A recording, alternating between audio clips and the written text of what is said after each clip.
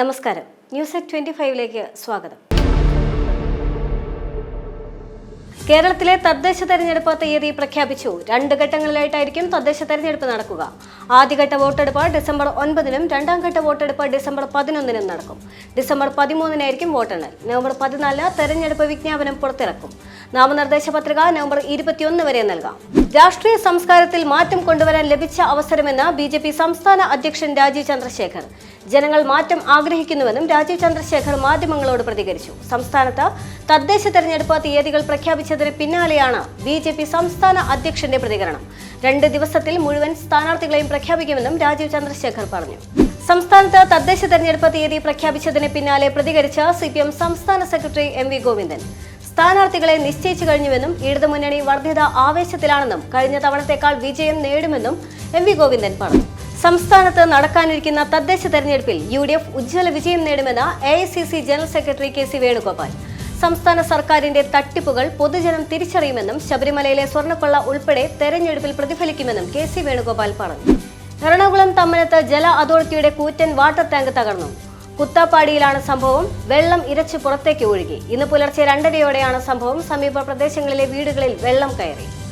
എറണാകുളം തമ്മനത്ത് ജല അതോറിറ്റിയുടെ water tank തകർന്ന സംഭവത്തിൽ പ്രതികരണവുമായി ജില്ലാ കളക്ടർ G പ്രിയങ്ക.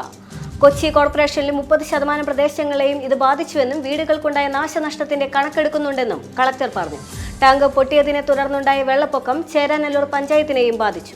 പ്രസവിച്ച് 3-ാം ദിവസം യുവതി മരിച്ച സംഭവത്തിൽ അന്വേഷണത്തിന് വിദഗ്ധ സമിതി. ആരോഗ്യവകുപ്പ് മന്ത്രി വീണ ജോർജിന്റെ നിർദ്ദേശത്തിന്റെ അടിസ്ഥാനത്തിൽ ജില്ലാ മെഡിക്കൽ ഓഫീസറാണ് വിദഗ്ധ സമിതിയെ നിയോഗിച്ചത്. തിരുവനന്തപുരം മെഡിക്കൽ കോളേജിന് പുറത്തുള്ളവരാണ് സംഘത്തിലുള്ളത്. പഴയ ചില തെറ്റുകൾ തിരുത്തി കോൺഗ്രസ് ശക്തമായി തിരിച്ചുവരികയാണെന്ന് തിരുവനന്തപുരം കോർപ്പറേഷനിലെ കോൺഗ്രസിന്റെ മേയർ സ്ഥാനാർത്ഥി K ശബരിനാഥൻ. അതിന്റെ മാറ്റങ്ങൾ ജനങ്ങളിൽ കാണാൻ കഴിയുന്നുണ്ട്. ഇടതുപക്ഷം ഭരിക്കുന്ന കോർപ്പറേഷനുകളിൽ ഭരണവിരുദ്ധ വികാരമുണ്ടെന്നും ശബരിനാഥൻ കൂട്ടിച്ചേർത്തു.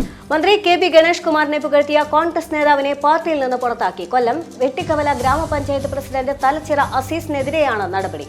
പാർട്ടിക്ക് ദോഷകരമായ പ്രവൃത്തിയിൽ ഏർപ്പെട്ടെന്ന് DCCയുടെ വാർത്താക്കുറിപ്പ്. കൊതുകുജന്യ രോഗങ്ങളായ മലേറിയ, ഡെങ്കുപ്പനി, ജപ്പാൻ ജ്വരം, ചിക്കൻ ഗുനിയ എന്നിവയെ ബാധിച്ച സംസ്ഥാനത്ത് കഴിഞ്ഞ 5 വർഷത്തിനിടെ മരിച്ചത് 513 പേരെന്ന് ഞെട്ടിപ്പിക്കുന്ന കണക്ക്. 2020 ജനുവരി 1 മുതൽ 2025 നവംബർ 7 വരെയുള്ള കണക്കുകളാണിത്.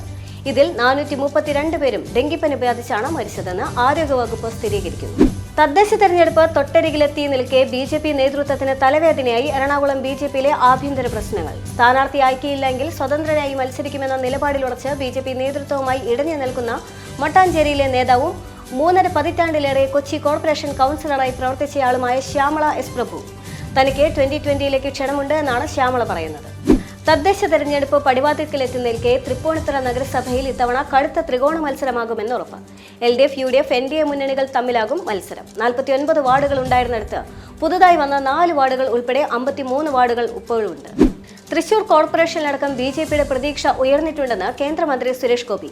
BJPയിൽ ക്രമാതീതമായി പ്രതീക്ഷ വർദ്ധിച്ചുവെന്ന് ജനങ്ങൾ പറയുന്നതാണ് തങ്ങളുടെ ആത്മവിശ്വാസമെന്നും പോകുന്നിടങ്ങളിൽ നിന്നൊക്കെ ലഭിക്കുന്ന സൂചന അതാണെന്നും സുരേഷ് ഗോപി പറഞ്ഞു.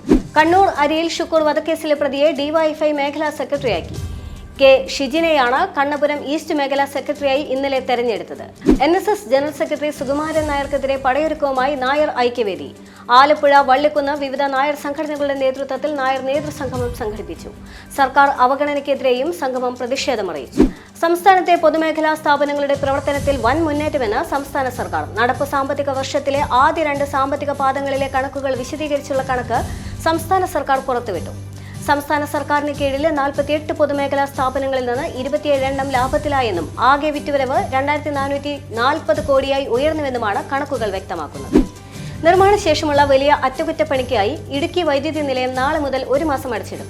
3 ജനറേറ്ററുകളുടെ അറ്റകുറ്റപ്പണിയാണ് മൂലമറ്റം പവർ ഹൗസ് താൽക്കാലികമായി പ്രവർത്തനം നടത്തുന്നത്. ഇതോടെ സംസ്ഥാനത്ത് 1 മാസം 24 കോടി യൂണിറ്റ് വൈദ്യുതിയുടെ കുറവാണ് ഉണ്ടാവുക. രാജ്യം മുഴുവൻ ഗണഗീതം ചൊല്ലിയ 20 കുട്ടികൾക്കൊപ്പമാണെന്ന് Elamakkara Saraswathi Vidyanikethan public school principal KP Dindo. നട്ടിലുയർത്തി ആരുടെയും മുന്നിൽ ഭാരതത്തിന് വേണ്ടി ഉറച്ചു നിൽക്കണമെന്നും പ്രിൻസിപ്പൽ വിദ്യാർത്ഥികളെ അഭിസംബോധന ചെയ്തു പറഞ്ഞു. കോഴിക്കോട് സർപ്രൈസ് സ്ഥാനാർത്ഥിയെ ഇറക്കാൻ കോൺഗ്രസ് നീക്കം. കോർപ്പറേഷൻ മേയർ സ്ഥാനാർത്ഥിയായി സംവിധായകൻ VM വിനുവിനെ പ്രഖ്യാപിക്കുമെന്നാണ് സൂചന. VM വിനുവുമായി കോൺഗ്രസ് നേതാക്കൾ ചർച്ച നടത്തി ചൊവ്വായൂർ ഡിവിഷനിൽ നിന്നും വിനുവിനെ ഇറക്കാനാണ് കോൺഗ്രസിന്റെ നീക്കം. വിജയിക്കുമെന്ന പൂർണ്ണ ആത്മവിശ്വാസമുണ്ടെങ്കിലും തീരുമാനങ്ങളെല്ലാം മുൻകൂട്ടി എടുക്കാൻ കഴിഞ്ഞുവെന്നും ഒറ്റക്കെട്ട UDF തെരഞ്ഞെടുപ്പിനെ നേരിടുമെന്നും UDF കൺവീനർ അടൂർ പ്രകാശ് പറഞ്ഞു. ശബരിമലയിൽ കൊള്ള നടത്തിയവർക്ക് അനുകൂലമായി അയ്യപ്പൻ ചിന്തിക്കില്ല എന്ന് ഉറപ്പുണ്ടെന്നും അയ്യപ്പൻ UDFന് അനുകൂലമായി തീരുമാനം കൈക്കൊള്ളുമെന്നും UDF കൺവീനർ അടൂർ പ്രകാശ്. തദ്ദേശ തെരഞ്ഞെടുപ്പിൽ LDF മികച്ച വിജയം നേടുമെന്ന് Kerala Congress M chairman Jose K Mani. Kerala Congress മുന്നോട്ട് വെച്ച വന്യജീവി വിഷയം, തെരുവുനായ വിഷയം എന്നിവ തെരഞ്ഞെടുപ്പിൽ ചർച്ചയാകുമെന്നും ജോസ് കെ മാണി പറഞ്ഞു. Pathanamthitta Koipuram panchayat president P. സുജാത BJPയിൽ ചേർന്നു. പ്രസിഡന്റ് സ്ഥാനം രാജിവെച്ച ശേഷമാണ് കൂടുമാറ്റം. BJP ജില്ലാ പ്രസിഡന്റ് VA സുരാജ് മാലയിട്ട് സ്വീകരിച്ചു. തിരുവനന്തപുരം കോർപ്പറേഷനിലേക്ക് ജനവിധി നേടാൻ സിനിമാ സീരിയൽ താരം പൂജപ്പുര രാധാകൃഷ്ണൻ. ജഗതി വാർഡിൽ നിന്ന് LDF സ്ഥാനാർത്ഥിയായാണ് രാധാകൃഷ്ണൻ ജനവിധി തേടുക.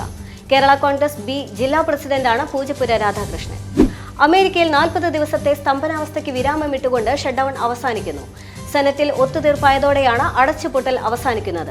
കേരളത്തിലെ സ്ത്രീകളുടെ മനസ്സ് കവരാൻ അതിഭീകര കാമുകൻ എത്തുന്നു. മലയാളത്തിലെ യുവതാരങ്ങളിൽ ശ്രദ്ധേയനായ ലുക്മാനും ദൃശ്യ രഘുനാഥും പ്രധാന വേഷങ്ങളിലെത്തുന്ന ചിത്രം നവംബർ 14 തിയേറ്ററുകളിലെത്തും. ചിത്രത്തിൽ അർജുൻ എന്ന കഥാപാത്രവുമായി ലുക്മാൻ എത്തുമ്പോൾ അനു എന്ന നായികയായാണ് ദൃശ്യ രഘുനാഥ് എത്തുന്നത്.